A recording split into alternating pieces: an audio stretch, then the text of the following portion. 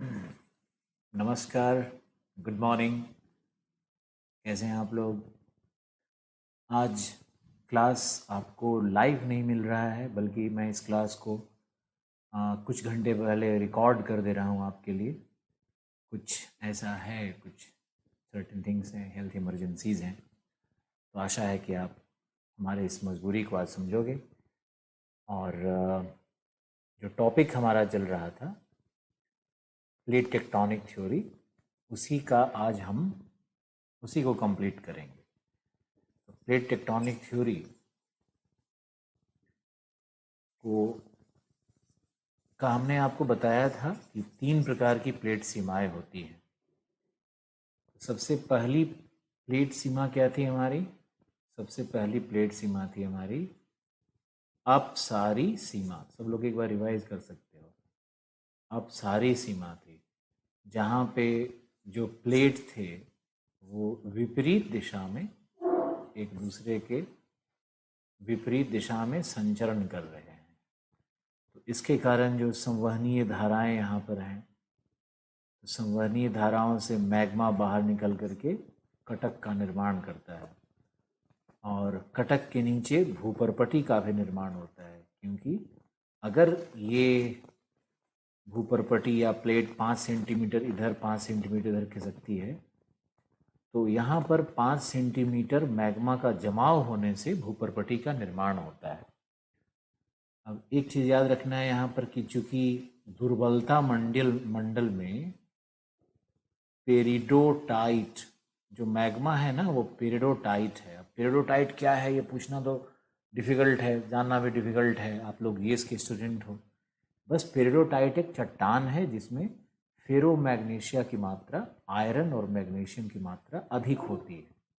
तो पेरिडोटाइट जब डिफ्रेंशिएट होकर के, जब इसका पृथक्कीकरण होकर के, जब इससे हल्के पदार्थ बाहर निकलते हैं, तो वही बैसाल्ट बनता है।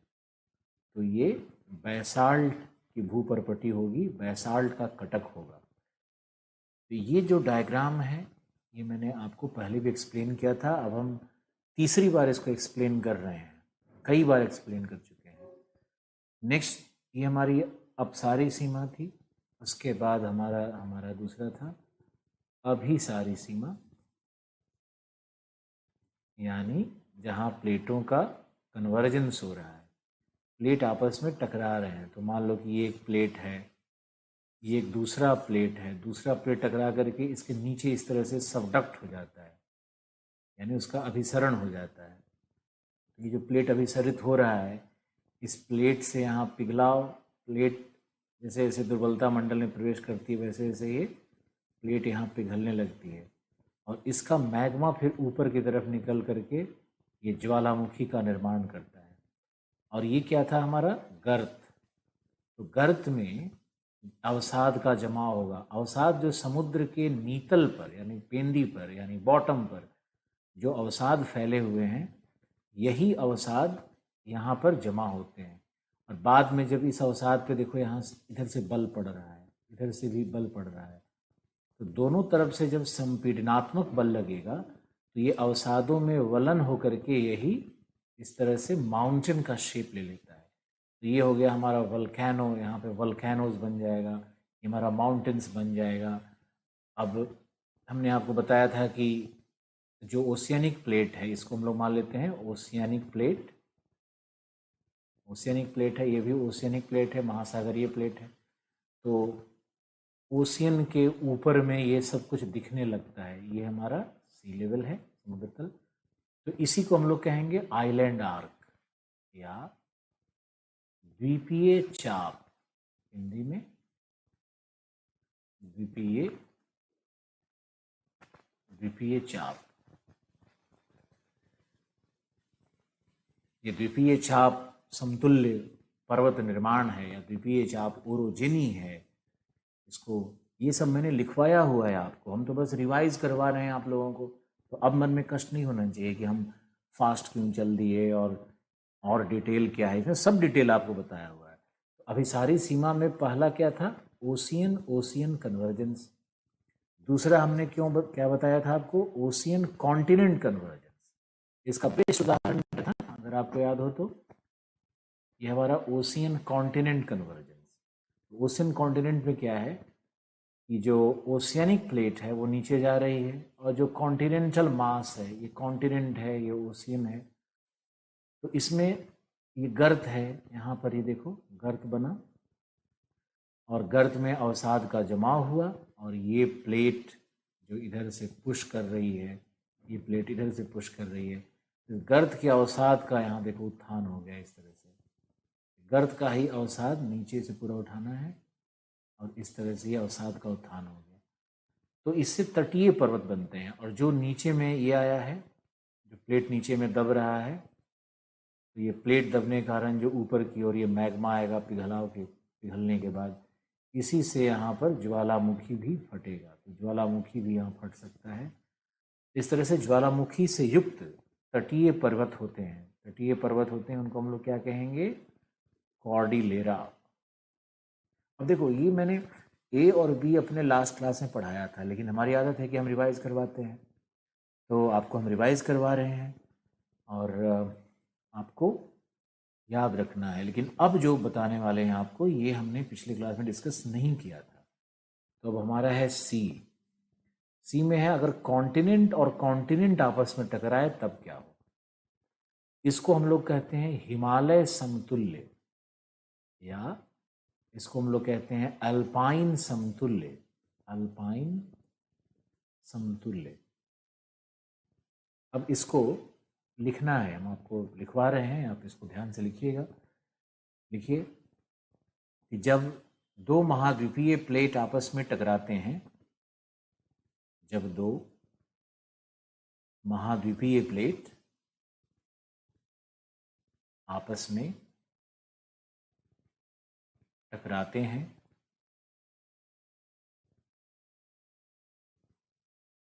तब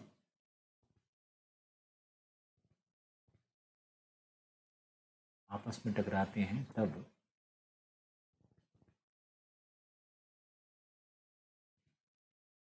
दोनों में से किसी भी प्लेट का, दोनों में से किसी भी प्लेट का अभिसरण नहीं होता,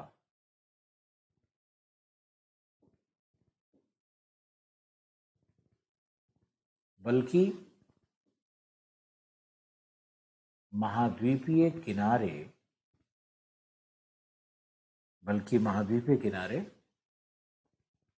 संलयित हो जाते हैं, जुड़ जाते हैं, संलयित हो जाते हैं, तथा एक नए एवं वृहत महाद्वीपीय खंड का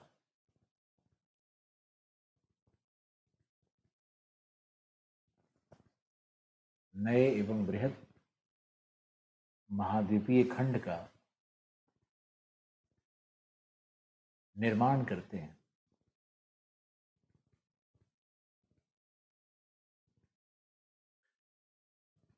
आगे लिखो, परंतु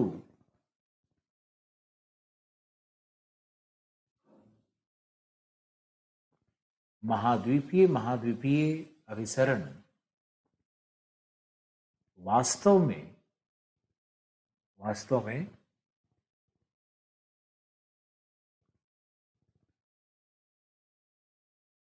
महासागरीय अभिसरण का अंत्यावस्था होता है। महासागरीय अभिसरण का अंतिम अवस्था होता है,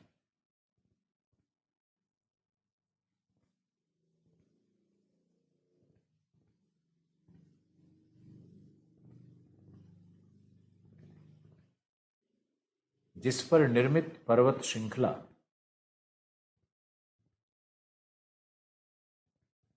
हिमालय अथवा अल्पाइन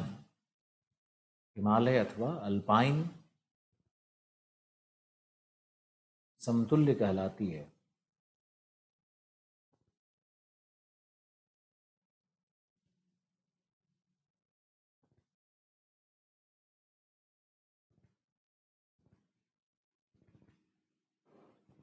हिमालय अथवा अल्पाइन समतुल्य कहलाती है।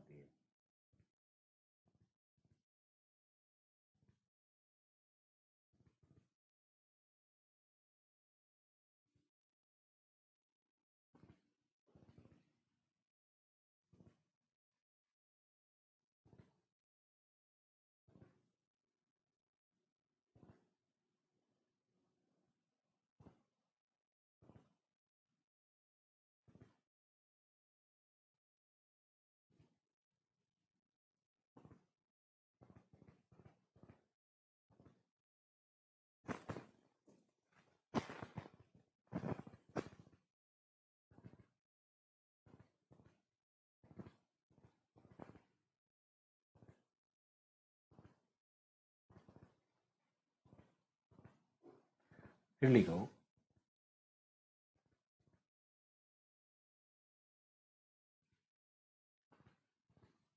समझाते हैं तुम लोग को, फिर लिखवाते हैं। पहले इस डायरेक्शन में आओ और देखो। सबसे पहले मान लो कि ये इस तरह का एक प्लेट है, इसका अग्रभाग ओशियनिक हो गया, और एक और मान लो ये भी एक प्लेट है। ये कॉन्टिनेंटल भाग है, ये कॉन्टिनेंटल भाग है, ये ओशियनिक भाग है जो आपस में टकरा रहा है। तो स्टेज 1 को हम लोग क्या कहेंगे? ओशियन ओशियन कन्वर्जेंसी तो बोलेंगे, है ना।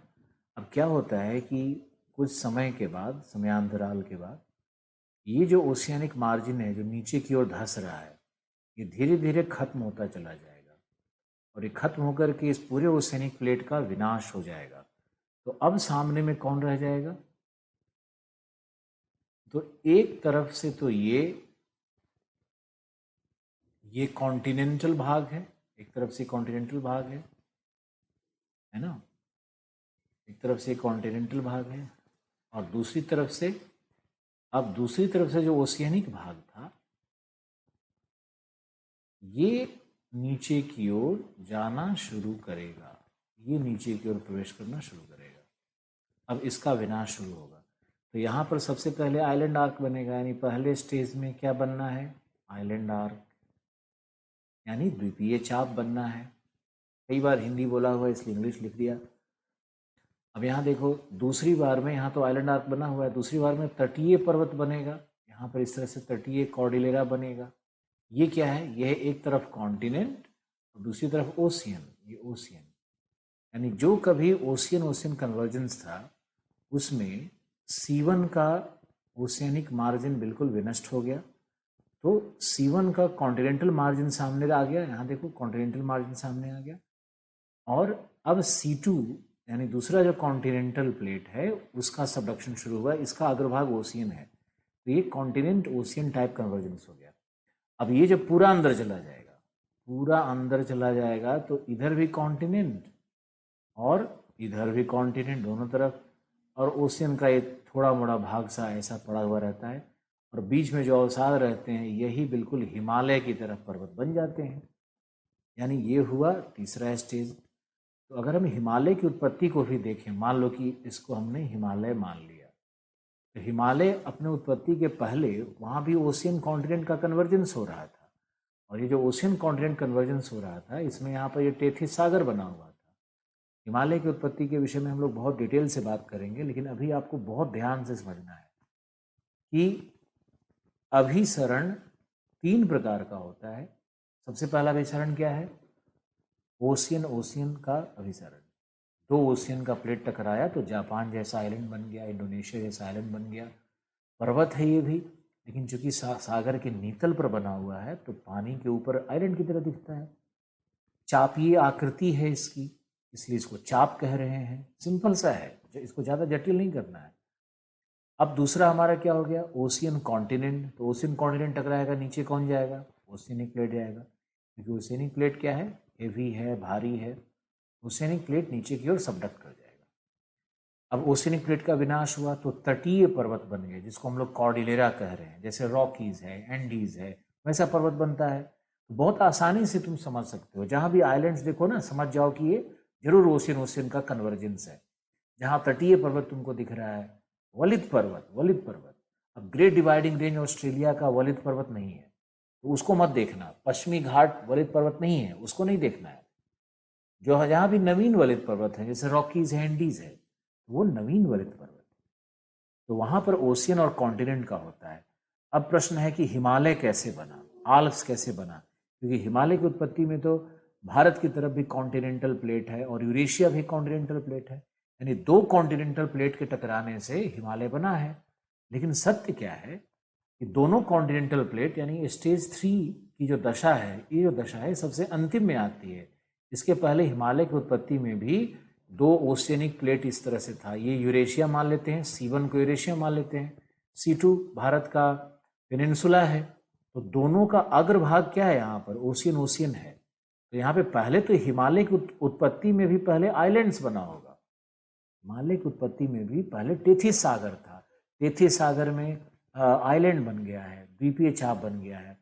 फिर वहाँ भी तिब्बत के पठार की तरफ जब भारतीय प्लेट इधर नीचे आके डूबने लगा, कॉन्टिनेंट ओशियन हो गया। भारतीय प्लेट इधर से देखो आ रहा है, ये भारतीय प्लेट है। तो भारतीय प्लेट यूरेशियन प्लेट से अगर मान लो टकराता है, तो जो तिब्बत का पठार है उसके किनारे वाले भाग पे तटीय पर्वत बनने लगते हैं। हिमालय की उत्पत्ति वहीं से शुरू हो जाती है। और उस समय हिमालय में देखो ये ज्वालामुखी भी फटेगा। तो हम हिमालय में जो आप इसका नाम सुने होंगे ना, कारगिल, द्रास, ये सब ज्वालामुखी है। हिमालय में भी ज्वालामुखी था, लेकिन ये सारे ज्वालामुखी अब मृत हो चुके हैं और विलुप्त हो चुके हैं। अब क्योंकि ऐसा इसलिए हो गया क्योंकि ये जो ओसेनिक प्लेट था, ये जो ओसेनिक मार्जिन था जिसको हम अभी कलर कर रहे हैं, ये पूरी की पूरी अंदर जाकर के धीरे धीरे विनष्ट हो गई। और ये जो कॉन्टिनेंट का भाग था, कॉन्टिनेंट का भाग धीरे धीरे आगे आ गया। और एक दोनों कॉन्टिनेंट देखो, कॉन्टिनेंट दोनों तरफ से, यूरेशिया है हमारा C1 और C2 हमारा भारतीय पेनिनसुला है, दोनों टकरा गया और बीच का अवसाद ऐसे उठा हुआ है हिमालय की तरफ। यही है। अब हिमालय में क्यों नहीं है ज्वालामुखी, ये प्रश्न कई लोग पूछते हैं। तो हिमालय में इसलिए ज्वालामुखी नहीं है क्योंकि यहाँ पर ओशियनिक मार्जिन का अभाव है, महासागरीय सीमांत नहीं है, और दोनों कॉन्टिनेंटल प्लेट्स आपस में टकरा रहे हैं, उनके मध्य कोई महासागरीय क्रस्ट ही नहीं है। जब महासागरीय क्रस्ट का नीचे अवतलन होता है, जैसे इस केस में यहाँ पे हो रहा है, इसका पिघलन हो रहा है, तभी तो मैग्मा बाहर निकलेगी। यहाँ महासागरीय प्लेट नीचे डूबा, तभी तो मैग्मा बाहर क्यों निकलेगी। यहाँ पे महासागरीय क्रस्ट है ही नहीं, इसलिए हिमालय में कभी भी ज्वालामुखी उत्पन्न नहीं होगा। हालांकि हिमालय में दोनों तरफ से फोर्स काम कर रहा है, थ्रस्ट बोलते हैं उसको, थ्रस्ट, थ्रस्ट बोलते हैं, यानी छेप बोलते हैं, हिंदी में छेप होता है। तो प्लेट के टकराने से जो छेप उत्पन्न हो रहा है, उसके कारण हिमालय में अर्थक्वेक्स की संभावना रहती है। तो अर्थक्वेक्स आते हैं हिमालय में, लेकिन ज्वालामुखी नहीं आता है। तो ये हमारा दूसरा सीमा था। अब हम लोग चलते हैं तीसरी सीमा की ओर। तीसरा सीमा हमारा क्या है? अब तीसरा सीमा संरक्षी सीमा है। संरक्षी सीमा है तीसरा। संरक्षी सीमा क्या है? एक तो था, देखो, प्लेट दोनों तरफ टकराया, एक था प्लेट दो अलग अलग दिशाओं में चल रहा है। अब एक ये स्थिति हो सकती है कि दो प्लेट जो आपस में टकरा रहा है वो एक दूसरे के समानांतर चले, ये भी तो हो सकती है ना स्थिति। यही तुम्हारा संरक्षी सीमा है, जिसको हम लोग स्लाइडिंग बाउंड्री भी कहते हैं, स्लाइडिंग बाउंड्री भी कहते हैं। समझ गया? अब तुमको ये समझना है कि जो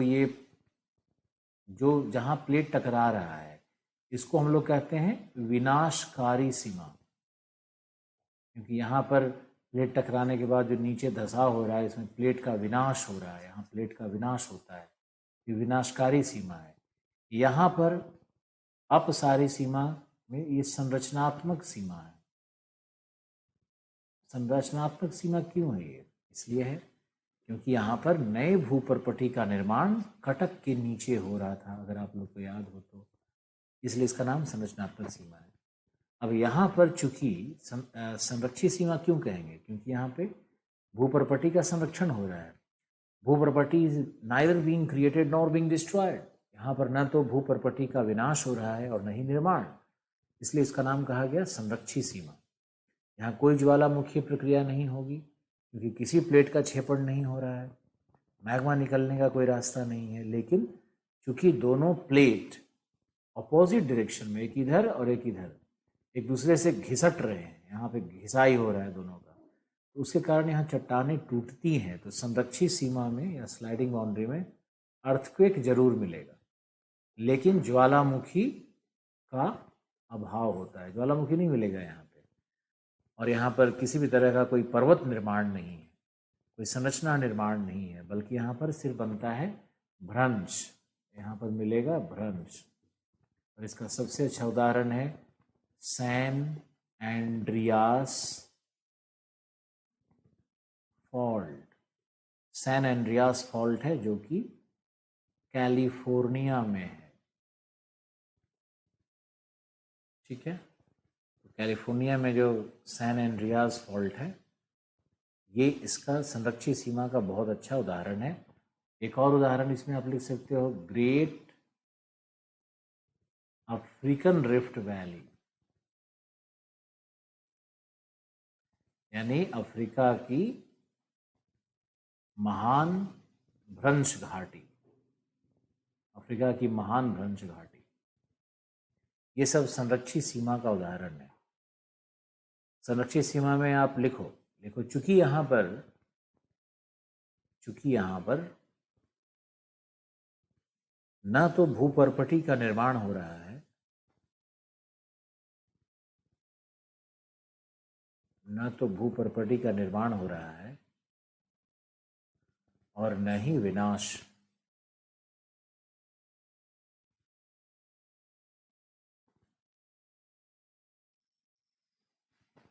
अतः इसे संरक्षित सीमा कहते हैं।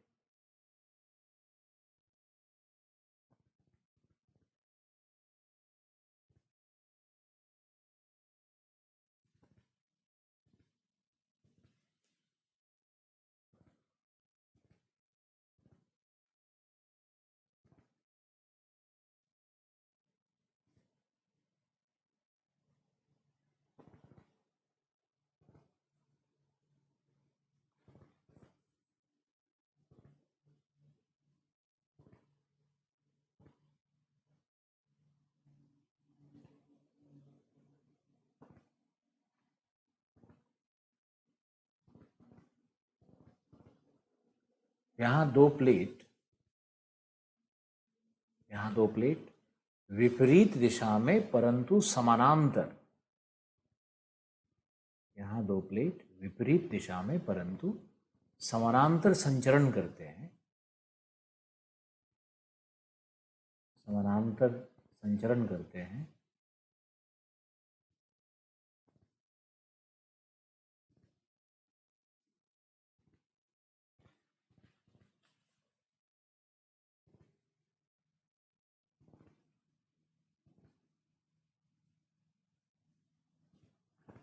अतः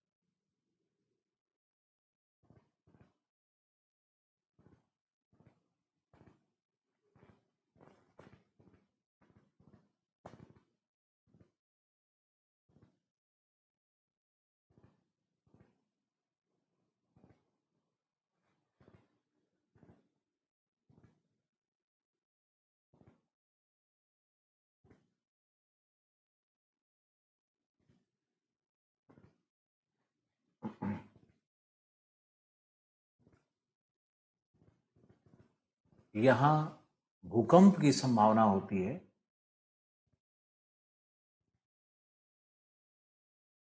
परंतु ज्वालामुखी प्राप्त नहीं होते।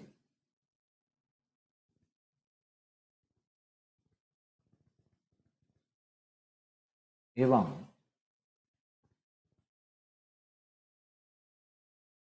यहाँ रूपांतरित भ्रंश का निर्माण होता है।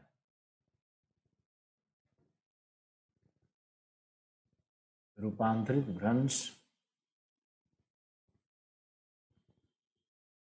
का निर्माण होता है, यानी ट्रांसफॉर्म फॉल्ट बनता है।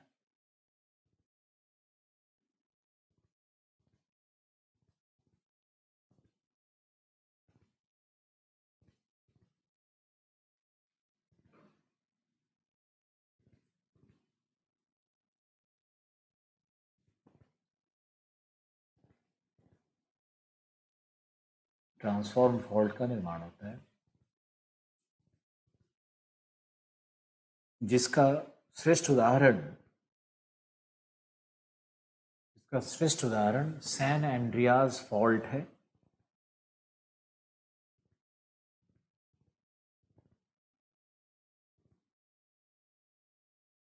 जिसका श्रेष्ठ उदाहरण सैन एंड्रियाज फॉल्ट है।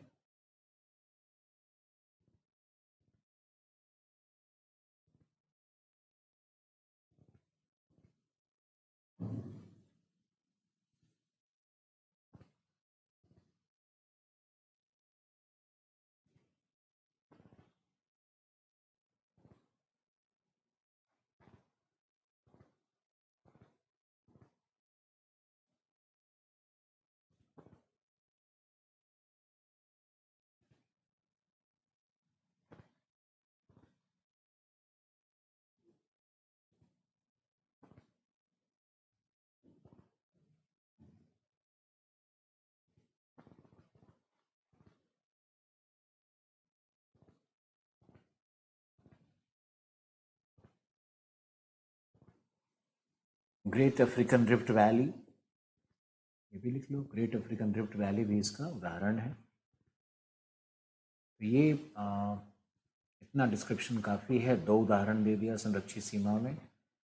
संरक्षित सीमा को ही स्लाइडिंग बाउंड्री कहते हैं, फिसलन सीमा कहते हैं, या इसी को रूपांतरित भ्रंश या रूपांतरित सीमा भी कहते हैं। तो कभी कंफ्यूज मत होना, इसको सीमा का, इसी सीमा का 3 नाम है। अब याद रखो, विनाशकारी सीमा क्या है? विनाशकारी सीमा कौन सा है? अभिसारी। संरचनात्मक सीमा कौन सा है? जहाँ प्लेट बन रहे हैं, जहाँ भूपटि बन रही है, वो क्या है? अपसारी। और संरक्षित सीमा कौन है? जहाँ पर न तो भूपटि का निर्माण हो रहा है और न ही विनाश। Okay, great, well done. अब हम लोग देखते हैं प्लेट टेक्टोनिक्स में और समझने की कोशिश करते हैं कि हो क्या रहा है पूरे पृथ्वी पे। अब देखो, सबसे पहले पूरी कहानी फिर से सुनते हैं। सबसे पहले पैंजिया था, और पैंजिया दक्षिणी गोलार्ध में था। ये बात वेगनर ने भी कही थी। तो वेगनर का ये बात बिल्कुल सत्य है कि दक्षिणी गोलार्ध में पैंजिया प्राप्त था। पैंजिया क्या है? पैंजिया है सभी महाद्वीपों का संयुक्त रूप। सभी महाद्वीपों को जब जोड़ दिया जाएगा तो बनता है पैंजिया।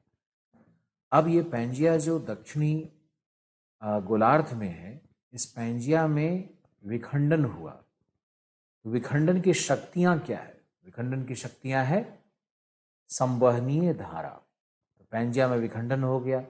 विखंडन के बाद संवहनीय धाराओं ने इन टुकड़ों को तोड़ करके और उसको विस्थापित करना शुरू कर दिया। और जब ये टुकड़े चारों तरफ फैलने लगे, तो जैसे मान लो कि अफ्रीका से सेपरेट हुआ है साउथ अमेरिका, और यूरोप से सेपरेट हुआ है नॉर्थ अमेरिका। तो दोनों को अगर हम सेपरेट करेंगे तो दोनों के मध्य में जो एक सागर का निर्माण होता है या महासागर का निर्माण होता है, वो महासागर अटलांटिक महासागर है। अटलांटिक महासागर के निर्माण को भी प्लेट टेक्टोनिक थ्योरी सिद्ध करता है। फिर देखो कि अगर उत्तरी अमेरिका और दक्षिण अमेरिका की हम बात करें तो क्या है कि यहाँ पर किनारे वाले भाग में, तटीय भाग में रॉकीज इंडीज पर्वत है, उसका निर्माण कैसे हुआ? उसका निर्माण हुआ जब उत्तरी अमेरिका और दक्षिणी अमेरिका पश्चिम की ओर भाग रहे थे। तो पश्चिम की ओर भागने क्रम में उधर प्रशांत की तरफ से 2 छोटा प्लेट आ रहा है, जुआन डी फूका, नाजका, कोकोज, ये सारे प्लेट टकरा गए।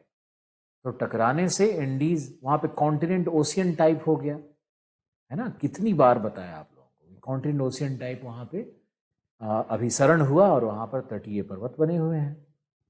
इसी तरह से अफ्रीका टूट करके उत्तर की तरफ गया, भारत टूट करके उत्तर की तरफ गया, ऑस्ट्रेलिया टूट करके उत्तर पूर्व की तरफ गया। ये सारे जो प्लेट्स टूट करके उत्तर की ओर जा रहे हैं, तो ये भी टकरा करके पर्वत बना रहे हैं, कहीं द्वीप समूह बना रहे हैं। तो द्वीप समूह कैसे बनते हैं, पर्वत कैसे बनते हैं, तटीय पर्वत कैसे बनते हैं, हिमालय कैसे बनता है, भ्रंश घाटियां कैसे बनती है, ये आपको समझने की आवश्यकता भी है और याद रखने की भी आवश्यकता है। प्लेट टेक्टोनिक से इसी प्रकार के प्रश्न पूछे जाएंगे। अब चलते हैं और प्लेट टेक्टोनिक से ही संबंधित विषय जो हमारे होंगे, उसमें बहुत ही महत्वपूर्ण विषय है प्लेट विवर्तनिक। विवर्तनिक विवर्तनिक भाई, हिंदी तो हमारी कई बार बहुत दर्दनाक हो जाती है, लेकिन ये कोई गर्व का विषय नहीं है मेरे लिए। प्लेट विवर्तनिक, प्लेट विवर्तनिक इधर से होगा, ठीक है।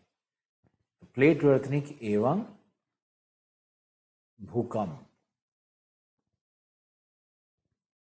अब भूकंप में हमने आपको कुछ कुछ पढ़ाया हुआ है, आप लोग को याद करना होगा भूकंप क्या है। पृथ्वी की आंतरिक ऊर्जा का बाह्य निस्पंदन है। तो आप इसको लिखो भी, अभी यहां फिर दोबारा लिखो, भूकंप से तात्पर्य, भूकंप से तात्पर्य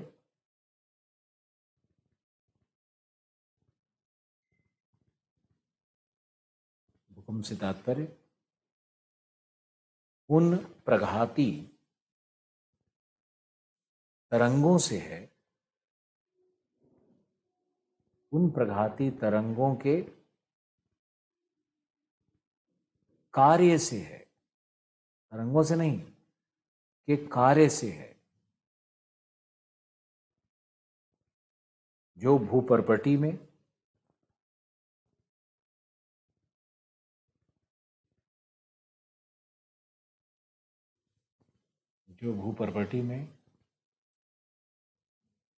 कंपन अथवा दोलन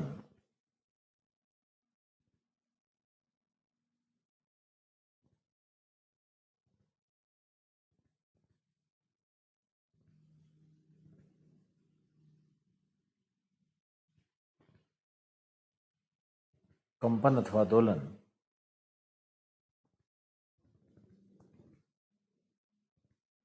उत्पन्न करते हैं।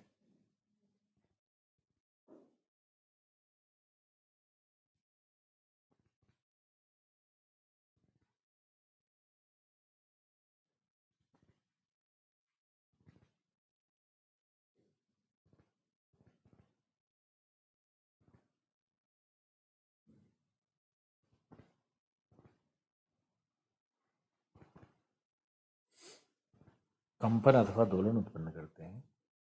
फिर लिखो नेक्स्ट।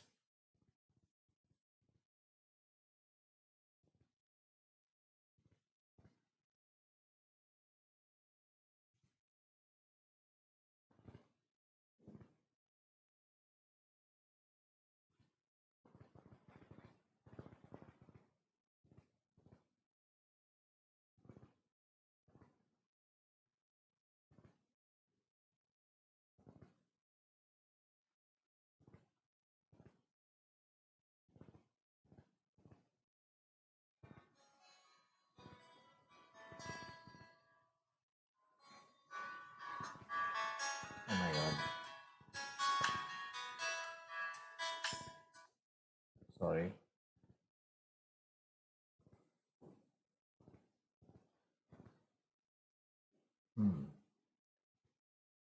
लिखो भूकंप ऊर्जा का, भूकंप ऊर्जा का तरंग गति के रूप में प्रवाह होता है। ऊर्जा का तरंग गति के रूप में प्रवाह होता है। भूकंप क्या है?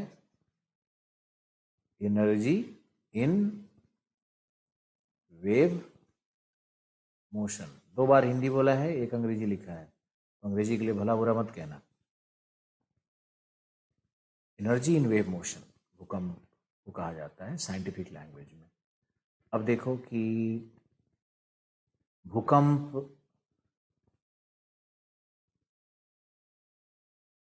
के कारक, ओरिजिन क्यों होता है भूकंप का, कारक कौन से हैं भूकंप के?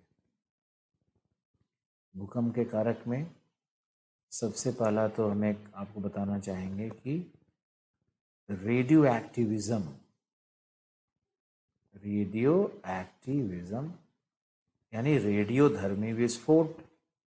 हिंदी बोल रहे हैं, लिख लो, रेडियो धर्मी विस्फोट।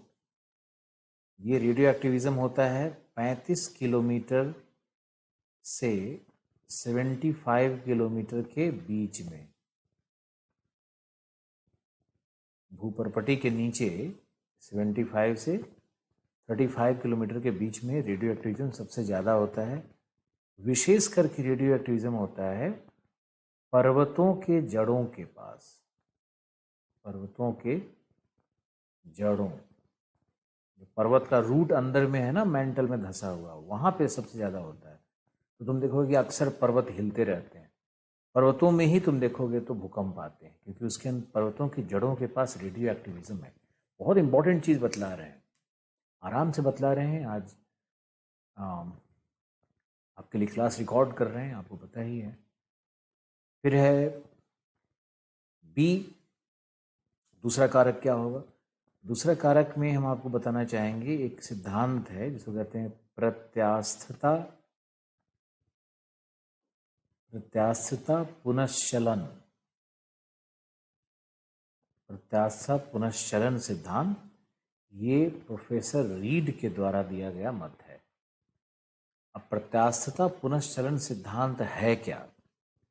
इसको इंग्लिश में कई स्टूडेंट डिमांड करते हैं, भाई इंग्लिश में लिखने दे दो। Elastic rebound theory. Elastic rebound theory क्या है, इसमें चलते हैं हम लोग। इलास्टिक रिबाउंड थ्योरी में रीड कहते हैं कि, आप लिख लो इलास्टिक रिबाउंड थ्योरी, प्रत्यास्थता पुनश्चलन सिद्धांत। देखो रीड के अनुसार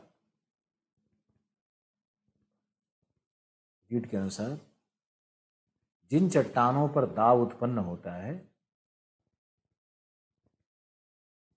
जिन चट्टानों पर दाब उत्पन्न होता है उनमें खिंचाव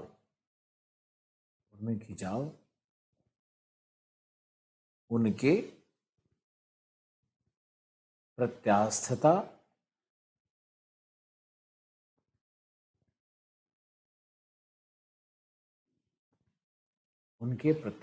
सीमा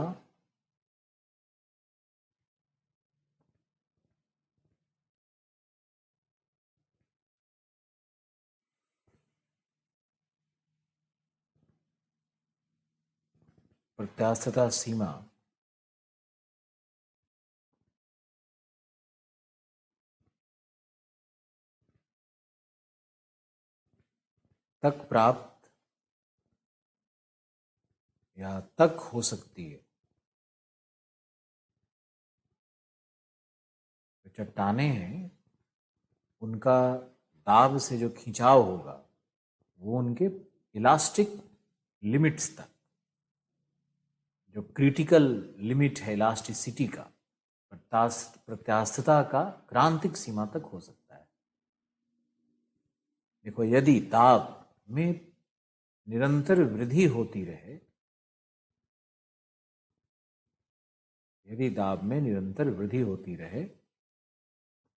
तब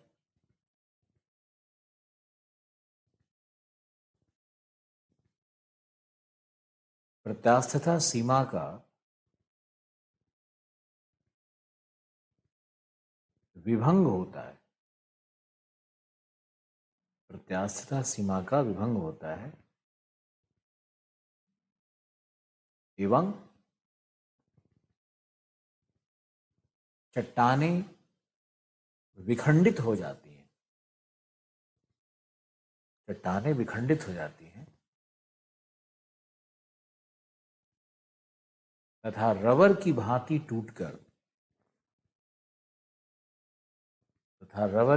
टूटकर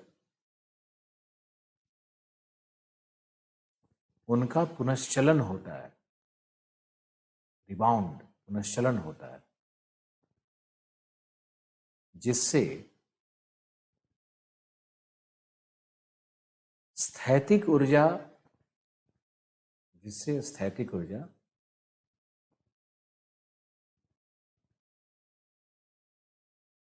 गतिकीय ऊर्जा के रूप में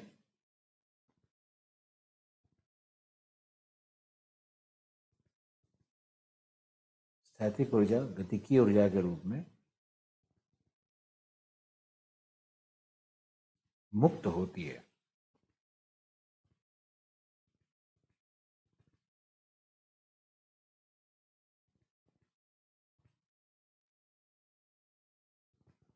स्थैतिक ऊर्जा गतिकीय ऊर्जा के रूप में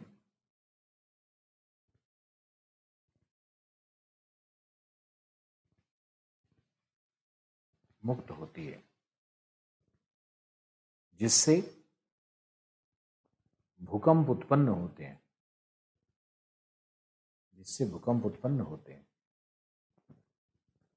जैसे कैलिफोर्निया के भूकंप।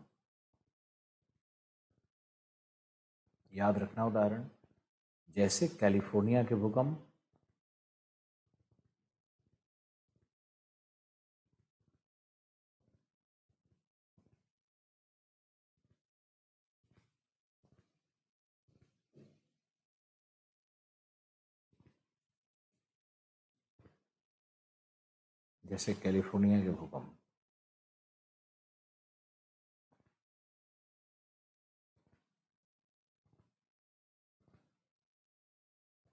एवं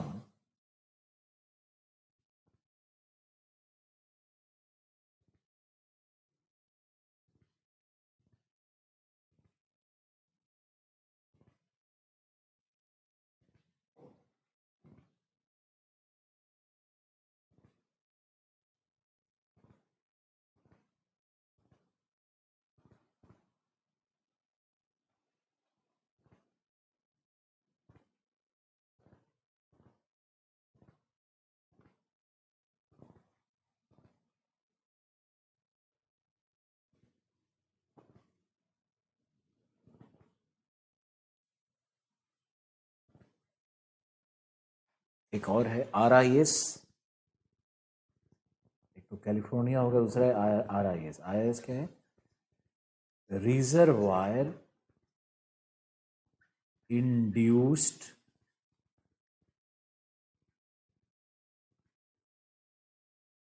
सिस्मिसिटी, यानी जलाशय प्रेरित भूकंप। जलाशय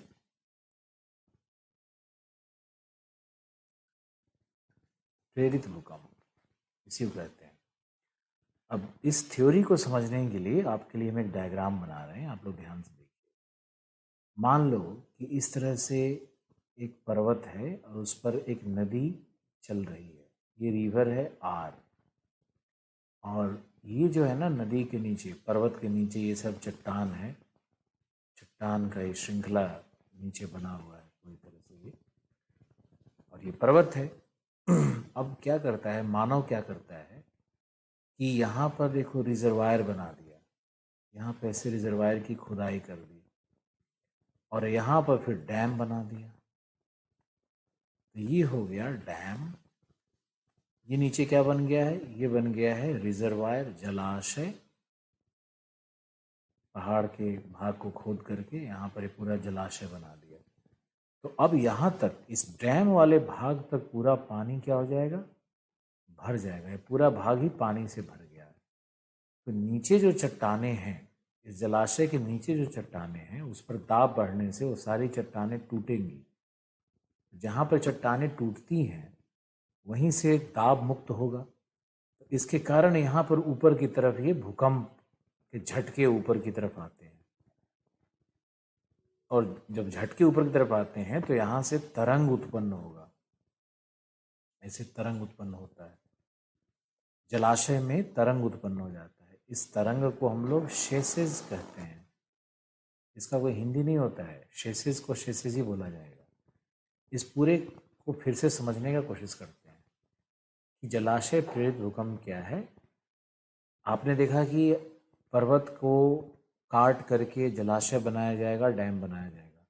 तो जलाशय में जब मलबा, जब अवसाद, जब पत्थर, पानी सब जमा होने लगेगा तो जलाशय का भार नीचे के चट्टानों पर बहुत अधिक बढ़ जाता है।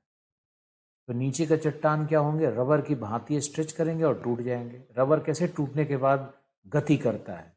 रबर को जो आपने खींच के रखा हुआ है तो उसमें कौन सी ऊर्जा है, उसमें स्थैतिक ऊर्जा है। और जब रबर टूट कर संचलित हो जाता है, टूटने के बाद भागता है तेजी से, तो क्या है, वो गति की ऊर्जा है। वही यहाँ पर भी हो रहा है। ये चट्टानें टूटती हैं, रबर की भांति टूट रही हैं, फिर से उसका पुनर्गठन होता है चट्टान का। तो उस क्रम में क्या होता है कि जो ऊर्जा मुक्त हो रही है वही ऊपर की ओर आती है और जलाशय में वही भूकंप उत्पन्न करती है। लेकिन चूंकि जलाशय में तो फ्लूइड है, जल है, तरल है, तो तरल में क्या होगा कि तरंग बन जाएगा। और ये जो छोटा छोटा जलाशय और झील में जो तरंग बनता है इसी को हम लोग शेसेज कहते हैं। शेसेज उत्पन्न होता है। तो शेसेज को आप याद रखना, जलाशय प्रेरित भूकंप का उदाहरण याद रखना। इस डायग्राम को बनाना है, आप डायग्राम को बनाइए। 10 सेकंड का समय दे रहे हैं आपको हम। तो भूकंप का ये एक और कारण हुआ। अब भूकंप का तीसरा कारण क्या है उसको देखते हैं। तो तीसरा कारण है ज्वालामुखी। तीसरा कारण है भूकंप का ज्वालामुखी।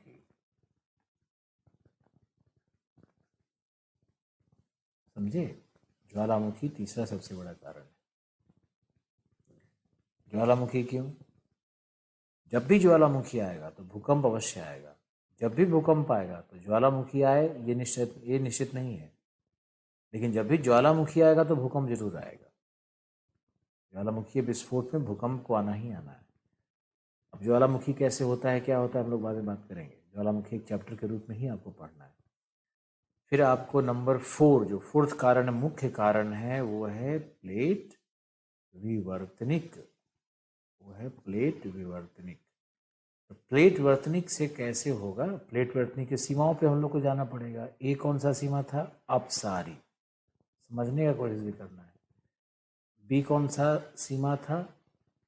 अभिसारी। सी कौन सा सीमा था? संरक्षी या रूपांतरित सीमा या sliding boundary, sorry gliding boundary, sliding boundary दोनों। अब क्या है कि प्लेट टेक्टोनिक क्या करता है कि गहराई के आधार पर, फोकस की गहराई के आधार पर भूकंप को 4 वर्ग में रखता है, जो कि तुम लोग को जानना बहुत जरूरी है। भूकंप के कितने प्रकार हैं? अगर कोई ऐसे पूछता है तो बोलो 4 प्रकार हैं। कौन से 4 प्रकार हैं? तो सबसे पहला है शैलो फोकस, यानी छिछले केंद्र वाले भूकंप।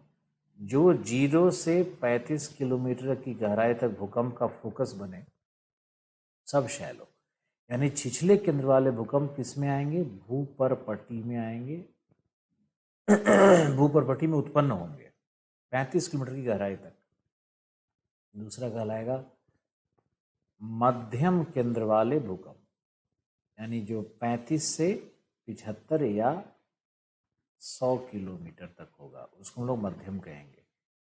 तीसरा है गहन केंद्र वाले, जो 100 से लगभग 350 किलोमीटर की गहराई में जिसका भी फोकस होगा उसको गहन कहेंगे। चौथा है पातालीय भूकंप, इंग्लिश लिख देते हैं प्लूटोनिक अर्थक्वेक्स। पातालीय भूकंप यानी जो 350 से 700 किलोमीटर की गहराई तक प्राप्त हो, उसको हम लोग पातालीय भूकंप कहते हैं। 4 प्रकार का भूकंप है गहराई के आधार पर, पहले इसको नोट डाउन करो ढंग से। छिछले केंद्र वाले भूकंप क्या हैं, मध्यम केंद्र वाले क्या हैं, गहन केंद्र वाले क्या हैं, पातालीय भूकंप क्या है, इसको पहले लिखना है। ओके, तो ये 4 प्रकार के हमारे भूकंप। चलो ओके, वेल डन। फिर अब देखना है कि अब सारी सीमा में कौन से भूकंप आएंगे, तो एक एक करके हम लोग देखते हैं। तो आप पहले लिख लो अब सारी सीमा। अब इसमें लिखना है छिछले छिछले केंद्र वाले भूकंप प्राप्त होते हैं। छिछले केंद्र वाले भूकंप प्राप्त होंगे। कटक के पास भूकंप प्राप्त होते हैं, या कटक के नीचे भूकंप के केंद्र होते हैं। छिछले केंद्र, कटक के नीचे केंद्र। क्योंकि देखो, क्योंकि यहाँ हॉट प्लूम्स, क्योंकि यहाँ हॉट प्लूम्स निरंतर कटकों के नीचे, निरंतर कटकों के नीचे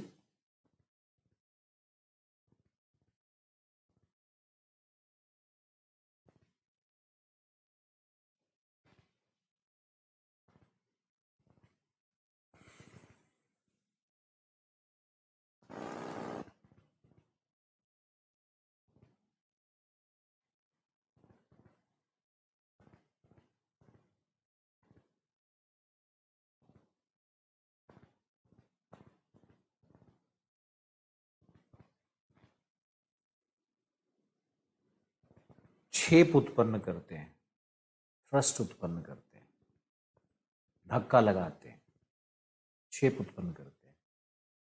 देखो, ये भूकंप फ्रीक्वेंट, निरंतर,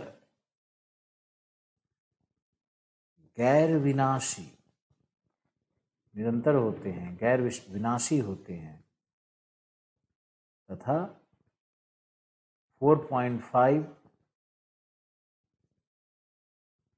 रिक्टर स्केल पर प्राप्त होते हैं। इससे ज़्यादा गहरा भूकंप नहीं होगा यहाँ पे, इससे ज़्यादा शक्तिशाली भूकंप नहीं आ सकता है। 4.5 रिक्टर स्केल मैक्सिमम है। अब सारी सीमा पर कैसा भूकंप आएगा वो आपने देख लिया। दूसरा है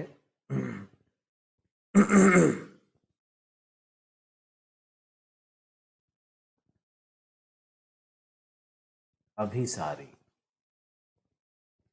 कन्वर्जन बाउंड्री। कन्वर्जन बाउंड्री में लिखो, इसमें गहन सागरीय, इसमें गहन केंद्र वाले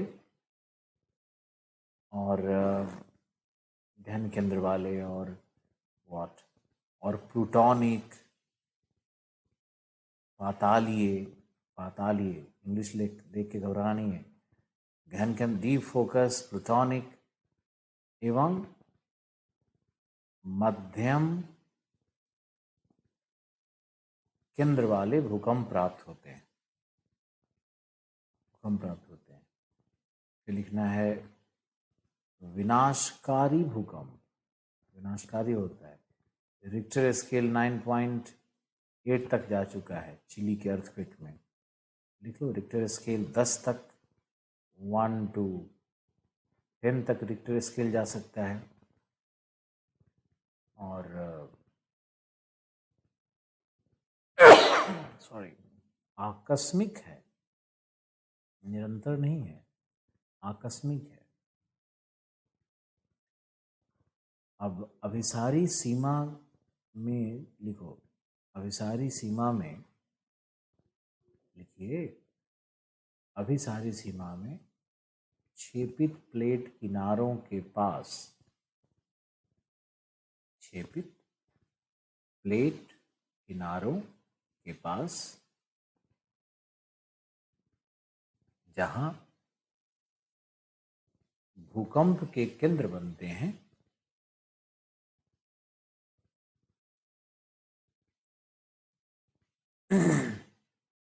उसे बेनियोफ जोन कहा जाता है। उसे बेनियोफ जोन कहा जाता है, उसे बेनियोफ जोन कहा जाता है। प्रोफेसर लिखो, बेनियोफ के अनुसार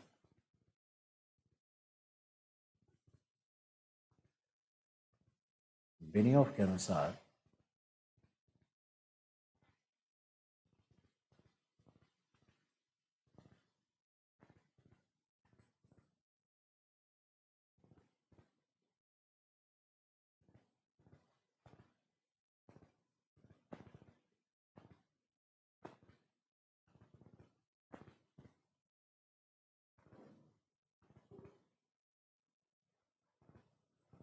लिखो, बेनियोफ के अनुसार भूकंप के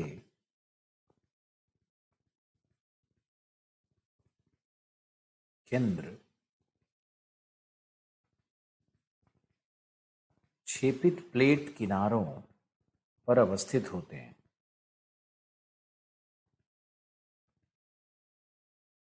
तथा प्लेटों का क्षेपण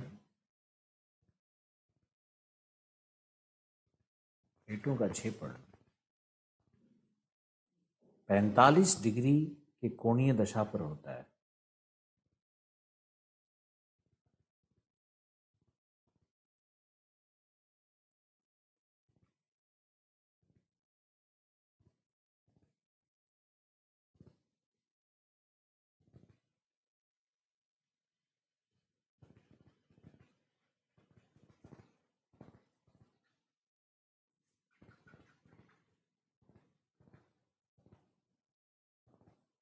पैंतालीस डिग्री की कोणीय दशा पर होता है तथा क्षेपित प्लेट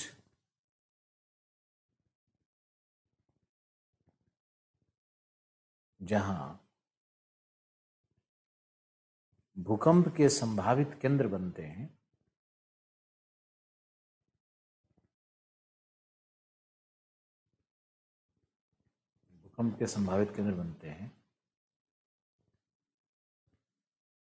वे बेनियोफ जोन कहलाते हैं।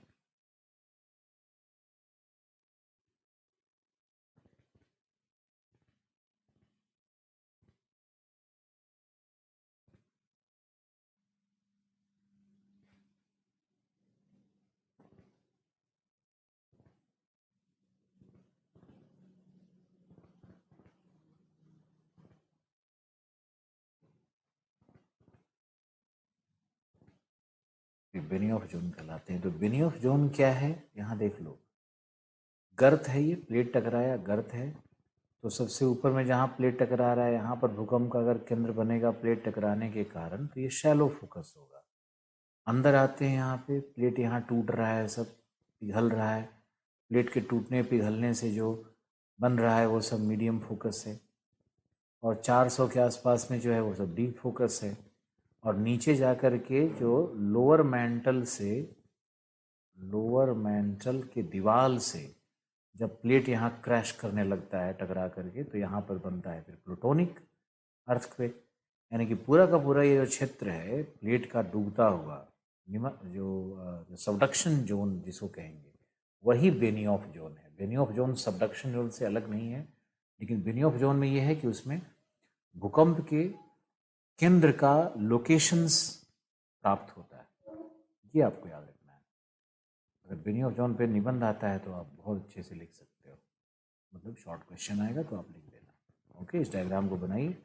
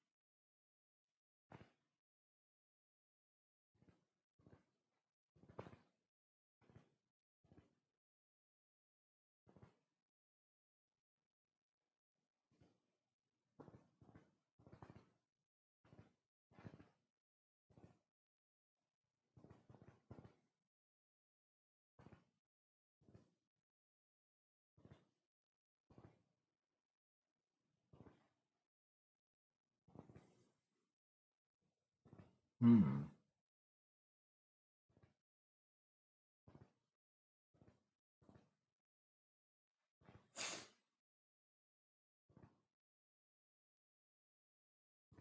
बना लिया होगा। अब हम लोग चलते हैं, अब लिखते हैं भूकंप संरक्षी सीमा। तीसरा है संरक्षी सीमा। तो संरक्षी सीमा में जो मैंने अभी आपको लिखवाया, आप उसको टोटल वही लिख दीजिएगा। संरक्षित सीमा कहाँ मिलता है? San Andreas fault. प्लेट कैसे संचरित हो रहा है संरक्षित सीमा में?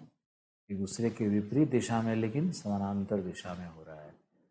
और ये सबसे अच्छा उदाहरण कहाँ पर है? कैलिफोर्निया। अभी लिखवाया था आप लोगों को, San Andreas fault. San Andreas का जो भ्रंश है, सैन एंड्रियाज अंग्रेजी में है तो उसका हिंदी क्या करेंगे? AS। San Andreas fault California में है, तो सबसे अच्छा उदाहरण है। यहाँ पर सबसे ज़्यादा मिलेगा शैलो फोकस और मीडियम फोकस भूकंप का। छिछले केंद्र वाले भूकंप और मध्यम केंद्र वाले भूकंप यहाँ सबसे ज़्यादा प्राप्त होते हैं। यहाँ भी चट्टानें एक दूसरे से टकरा करके टूट रही है, खींच रही है रबर की भांति। तो यहाँ भी तुम एक तरह से कह सकते हो कि यहाँ भी प्रत्यास्थता पुनश्चलन कार्य कर रहा है, इसलिए यहाँ पर प्रत्यास्था पुनश्चलन कार्य कर रहा है, इसलिए यहाँ पर संरक्षित सीमा पर भूकंप आता है।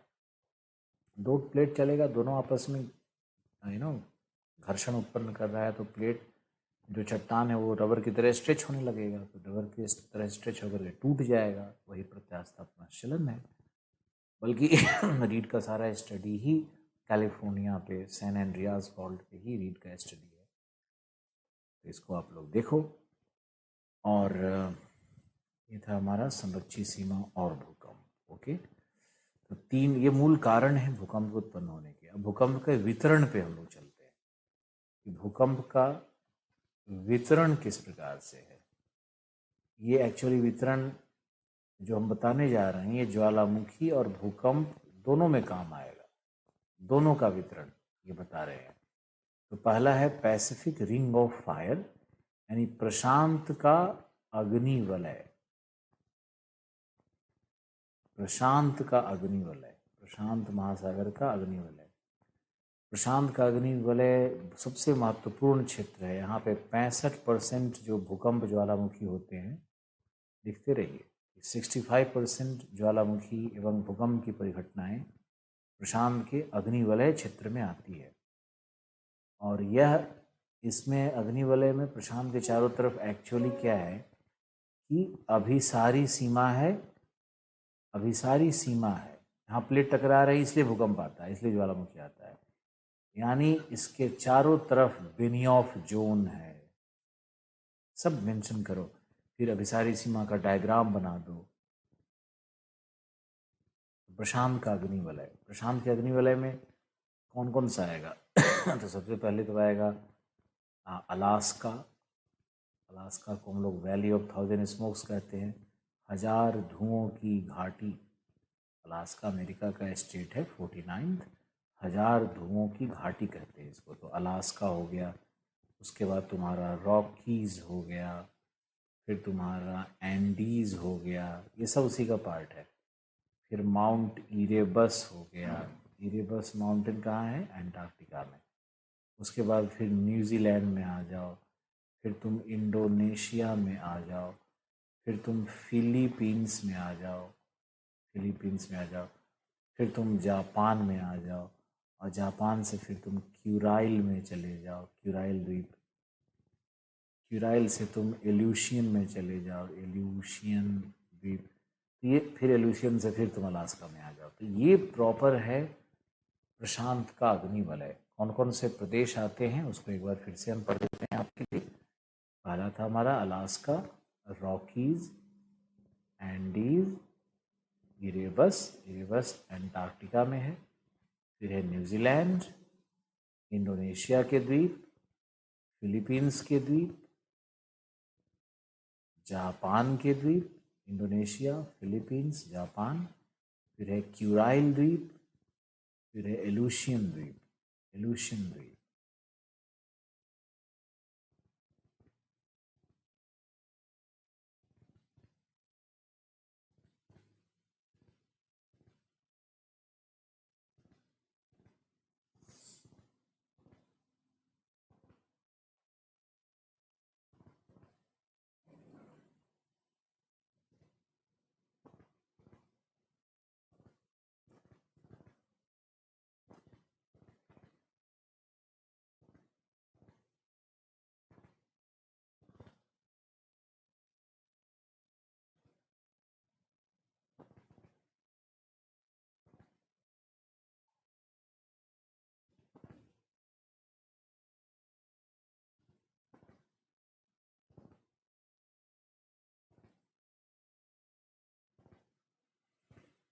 दूसरा जो महत्वपूर्ण क्षेत्र है, पहला हमने प्रशांत का अग्निवलय बताया, पैसिफिक रिंग ऑफ फायर।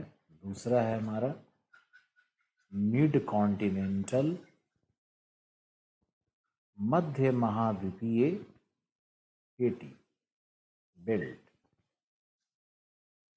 मध्य महाद्वीपीय पेटी। तो यहाँ भी है अभिसारी सीमा, अभिसारी सीमा यहाँ भी है। ज़्यादातर यहाँ कॉन्टिनेंट का अभिसरण हो रहा है, लिखते जाइए। अभिसारी सीमा है, कॉन्टिनेंट का अभिसरण हो रहा है। और यहाँ भी बेनियोफ जोन हो गया, लेकिन बेनियोफ जोन उतना डेवलप नहीं है, क्या कॉन्टिनेंट जहाँ भी कन्वर्जेंस होगा वहाँ पर, क्योंकि ओसेनिक प्लेट है ही नहीं, तो नीचे सबडक्शन किसका होगा। लेकिन कहीं कहीं पर आल्प्स में बेनियोफ जोन मिलता है। हिमालय में बेनियोफ जोन नहीं है, क्योंकि वहाँ पे कोई प्लेट का क्षेपण ही नहीं हो रहा है। अब तो सीधे दोनों कॉन्टिनेंट टकरा रहा है, और नीचे जो प्लेट गया है उसका तो बहुत छोटा सा भाग अब बचा हुआ है। बेनियोफ जोन ऐसा सच नहीं है हिमालय में। तो अभिसारी सीमा हो गया, कॉन्टिनेंट का टक्कर हो गया यहाँ पे। और 25% ये पूरे ज्वालामुखी और भूकंप का 25% यहाँ प्राप्त होता है। और यहाँ पर पूरा विनाशकारी भूकंप है, विनाशकारी भूकंप है। और ज्वलंत ज्वालामुखी भी है, ज्वलंत ज्वालामुखी है, विशेष करके आल्प्स वाले भाग में मिलता है। इराक में, सॉरी ईरान में, आल्प्स में, टर्की में, इटली में, ग्रीस में, ये सब जो एरिया है। तो मिड कॉन्टिनेंटल पेटी पर भी आप लिखिए। तीसरा आप आएंगे तो है मिड मध्य महासागरीय कटक, मध्य महासागरीय कटक, यानी मिड ओशियानिक बेल्ट। तो मिड ओशियानिक बेल्ट है, इसमें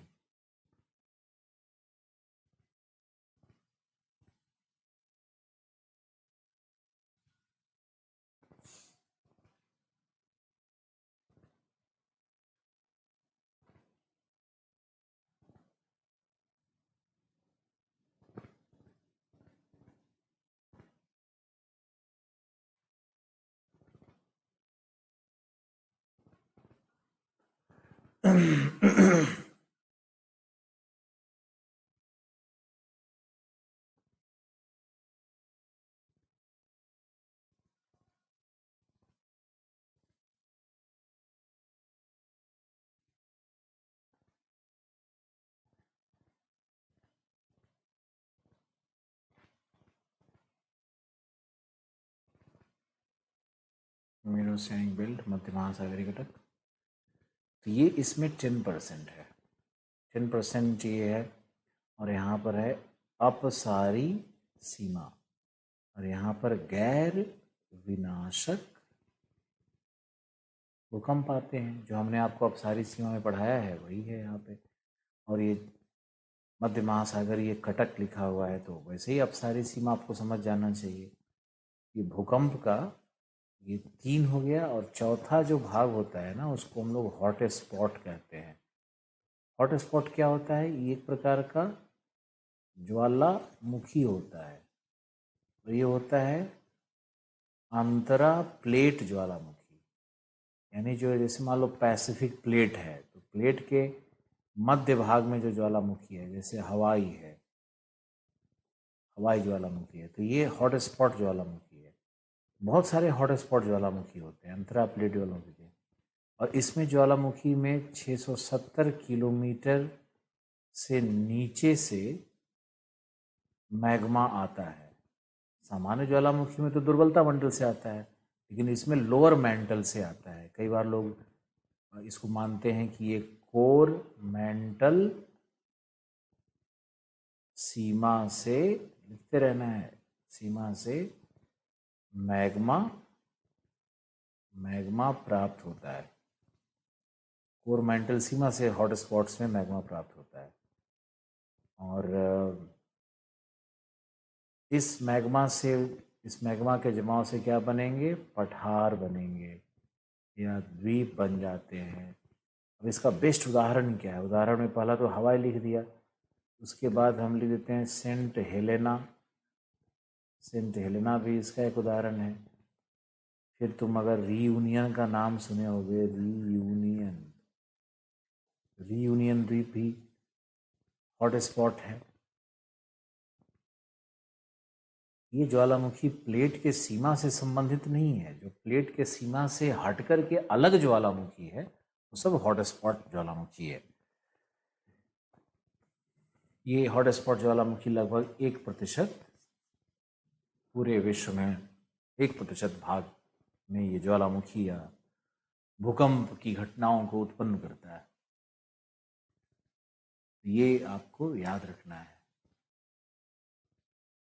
ज्वालामुखी। अब एक बहुत इंपॉर्टेंट मैसेज आपको देना है मुझे। मैसेज ये है कि जो हमारा जियोमॉर्फोलॉजी का क्लास चल रहा था उसके सबसे महत्वपूर्ण विषयों को मैंने पढ़ा दिया है। अब 17 तारीख से रजनीश राज सर आपके साथ होंगे और एंशिएंट और मिडीवियल वो पढ़ाएंगे और साथ ही साइंस एंड टेक्नोलॉजी को भी शुरू करवा रहे हैं। और इन दोनों शिक्षकों की, आशीर्वाद सर साइंस एंड टेक ले रहे हैं आपको पता ही है, इन दोनों शिक्षकों की अब जिम्मेदारी होगी आपके साथ अगले तब तक ये लोग पढ़ाएंगे जब तक कि इनका टॉपिक अच्छे से ख़त्म ना हो जाए। और इन लोगों ने अपना डेट दे दिया है, इन लोगों ने अपना समय दे दिया है। तो कई बार होता है कि बाकी शिक्षक, हम तो आपके लिए 24 घंटे हैं, कभी भी आ जाएंगे प्लेटफॉर्म पे, लेकिन उन लोगों ने अपना टाइम, अपना वो सब कुछ दिया है शेड्यूल, तो उनके अनुसार चलना पड़ता है और चलना भी चाहिए। तो उन लोगों के टाइम का ध्यान रखते हुए हमने अपने आप को अभी रोका है। आपके साथ पिछले 12 दिन से जुड़े हुए थे, अब हमने अपने आप को रोक लिया है अभी फ़िलहाल। और आप लोग अब हमारे साथ ज्योग्राफी फिर से सीखोगे इन दोनों शिक्षकों के अपने क्लासेस ख़त्म होने के बाद। तो शायद हम आपसे फिर विदा लेते हैं और आप बहुत अच्छे से रहो, बहुत अच्छी पढ़ाई करो और जो भी हमारे कोर्स को बढ़ाने की कोशिश करो। फिर आपसे एक ये भी निवेदन है कि जो शिक्षक आ रहे हैं उनको कोई SMS ऐसा ना लिखो कि उनको दुख हो जाए, उनको हर्ट हो जाए। शिक्षक बहुत अपने रिस्पेक्ट का बड़ा ध्यान रखते हैं, उनका सेल्फ रिस्पेक्ट बहुत हाई होता है। तो आपको कुछ ऐसा नहीं लिखना चाहिए कि उनके मन को दुख पहुँचे, उससे नुकसान भी आप लोगों को ही होगा। फिर हम ये कहना चाहते हैं कि आपके साथ हम लगभग हर 10 दिन में एक बार ज़रूर मिलेंगे और लाइव होकर के आएंगे आपके साथ, और कुछ करंट अफेयर के टॉपिक्स को भी आंसर राइटिंग के फॉर्मेट में लेकर के हम आएंगे। यानी हम आपसे मिलते रहेंगे, हम आपसे कहीं दूर नहीं जा रहे हैं। और इन शिक्षकों की जब बारी ख़त्म हो जाएगी उसके बाद ज्योग्राफी फिर हमारे लिए कंप्लीट करना हमारा टास्क रह जाएगा। और ज्योग्राफी और IR, इंटरनेशनल रिलेशनशिप, इसको हम लोग लेकर के फिर आगे चलेंगे। करंट अफेयर तो आपका चल ही रहा है। बहुत बहुत धन्यवाद, बहुत बहुत प्यार हमारी तरफ से। आलोक रंजन का बहुत बहुत क्या आशीर्वाद, आशीष। आप लोग बहुत अच्छे से रहो, सुखी रहो, खुश रहो।